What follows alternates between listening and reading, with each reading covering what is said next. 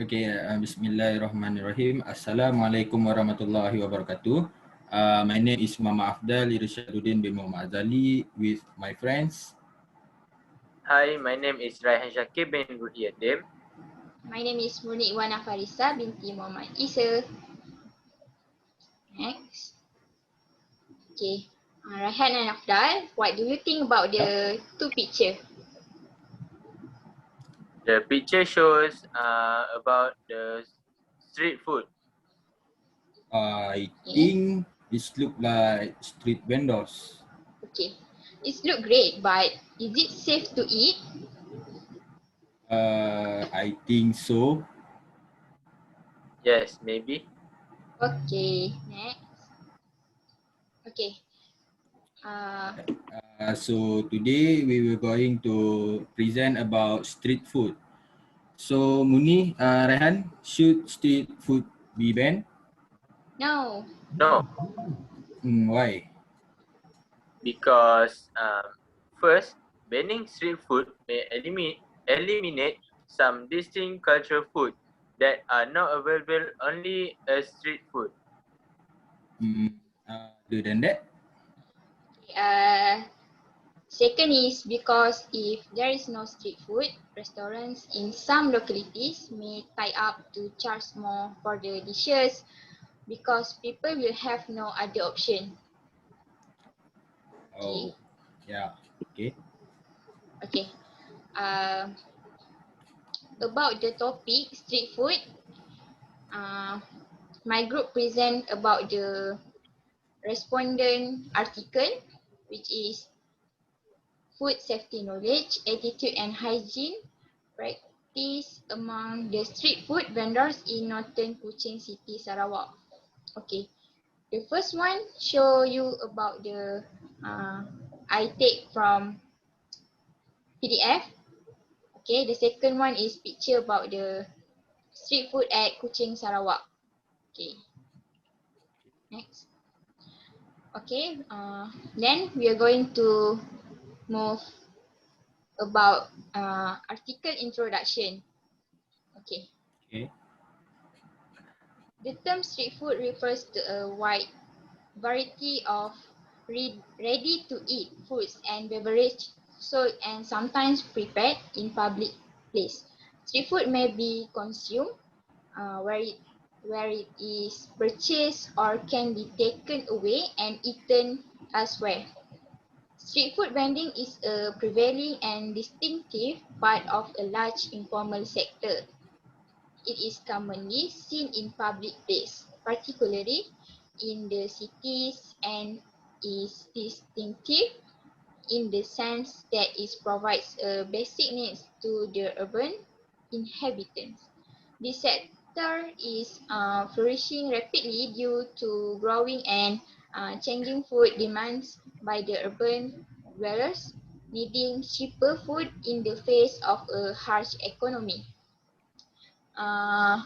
Apparently, many people prefer eating foods from vendors to preparing or cooking the food at home.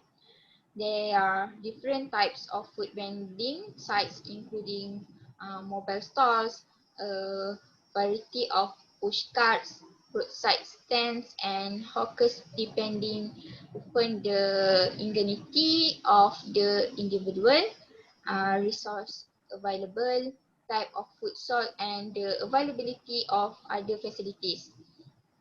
Women are often owners of employees of street food business. Okay, next. Next. Raihan. Okay, so according to fact study, 70 to 90% vendors are women and they sell food in the street primarily to improve the food security of their family and for a degree of financial independence. Study also show that street food consumer come from all levels of society, from low income to high income groups. Even school children depend on street food. However, issue of food safety due to food-borne illness have led to an increase in global concern.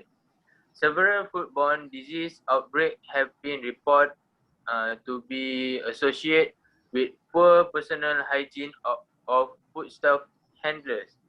Foodborne diseases are increasing in both developed and developing countries.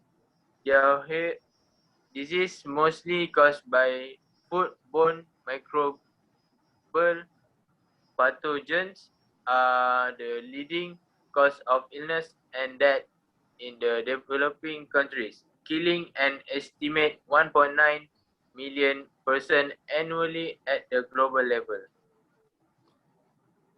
Next. Okay.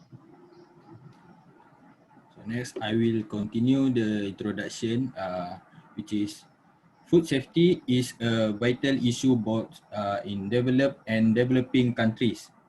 Given that foodborne illnesses contribute to millions of illnesses and thousands of deaths annually, it is becoming a key public health priority because a large number of people take their meals outside the home. As a result, they are exposed to foodborne illnesses that originate from food stalls, restaurants, and other food outlets. Food service employees are a crucial link between food and consumers. World Health Organization WHO has developed 5 main keys to serve food, which include keeping clean, separating raw and cooked food, cooking thoroughly, keeping food at safe temperatures, and using safe water and raw materials. The 5 keys to safe food are of immense importance in developing countries and equipping food vendors in countries which such information could impact significantly on food safety. However, very little is known about how street food vendors themselves perceive and prioritize food safety knowledge and practice. This study aims to obtain the current information of the food safety knowledge, attitude, and practice of the street food vendors in Kuching City and the factors influencing them. Okay. All right, next. So we move to introduce about graph and chart. We have 3 pie chart and 2 bar graph. Okay, the first one, chart part 1 was designed to determine the food handler's socio-demographic characteristics including age, level of education and religion. Okay. Okay, the first pie chart show about the age of the food handlers. Okay, the respondent lah. First, majority age of the food handlers is 20 until 29 years old, which is 43%. Second, the age of the food handlers under 20 years old is 16% lower than those who is 40 until 49 years old, which is 17%. Okay, the third one is only a small minority of the handlers, which is at 7% in the age 50 years old. Okay, next pie chart. Okay, right hand. So I will continue the second pie chart. The second pie chart is about level of education of the food handler. So based on this pie chart, first, the most level of education of the food handler is SPM or MCE, which is 61%. Second, the level of education of the food handler is the food handler in STPM or SC is 6% lower than those who in PMR, SRP, and LCE, which is 18%.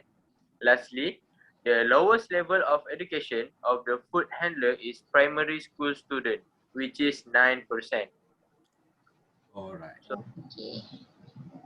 The third pie chart. Okay. After. All right. So the third pie chart, which is religion of the food handlers.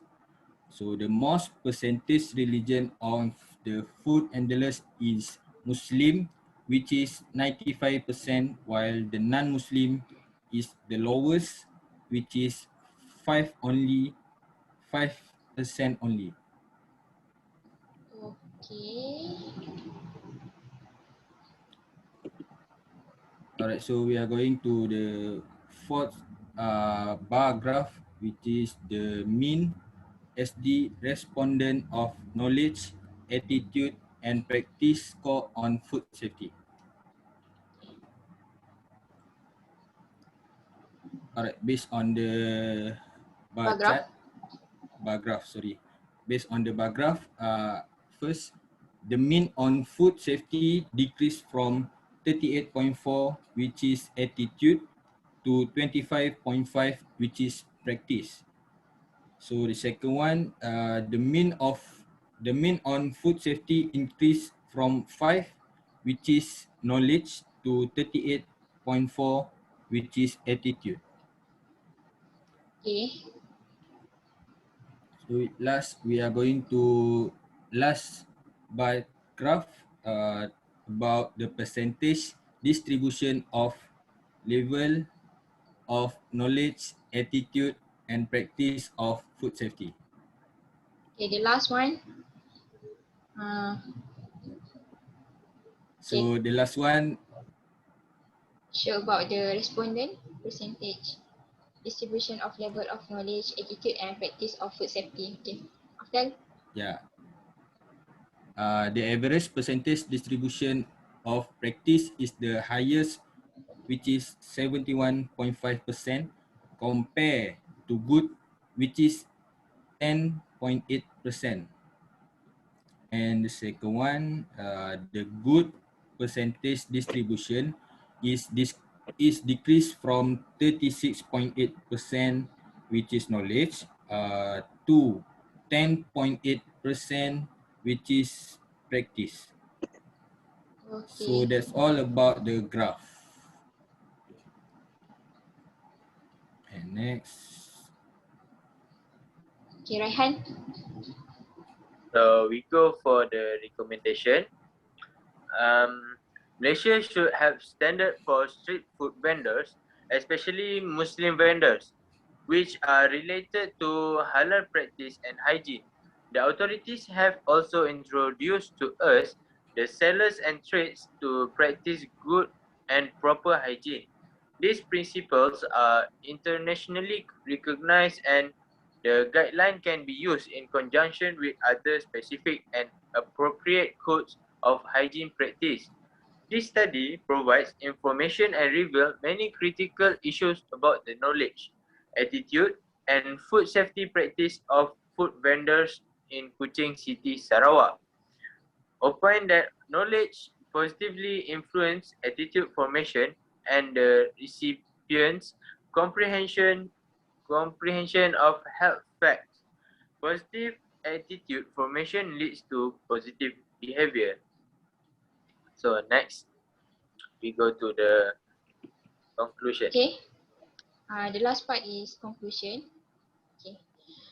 Limitation of this study is that the sample was restricted to the northern area of Kuching City, where the community is predominantly Malay, where the sample size was purposefully selected. Another important limitation is that food safety practice are somewhat more difficult to evaluate because of self-reported bias. Further exploration is needed on food safety practice and coordination among the street food vendors. For example, the food vendors had sufficient good knowledge, but their attitude and practice was not up to the level. Okay, this is This aspect is very important for program implementation and policy implication. Food safety training appeared to be a strong predictor for attitude and food hygiene practice. Continuous monitoring and periodic training incorporating basic principles of food safety and microbial surveillance of foods is essential to optimizing food hygiene in the food vending business. Okay, Yeah. last is about reference that we have. First, second, and third. The third one is we got from Cumulative Industry Polytechnic Series textbook, second edition. Okay, that's all from us, Alright. Afdal, Thank Murni, you. and Raihan. Thank you. Alright. Thank you. So, Enjoy. bye. Bye.